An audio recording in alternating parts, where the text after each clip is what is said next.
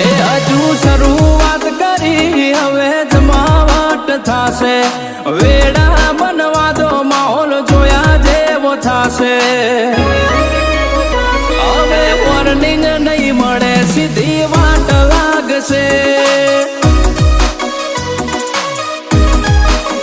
એ ખોટું મથવાનું મેલ તારું ગજ નહીં વાગે ગણતરીના દાડા તારા બાકી એવું લાગે એ થોડું સાચવજો નકે ગેમ ઓવર થઈ જશે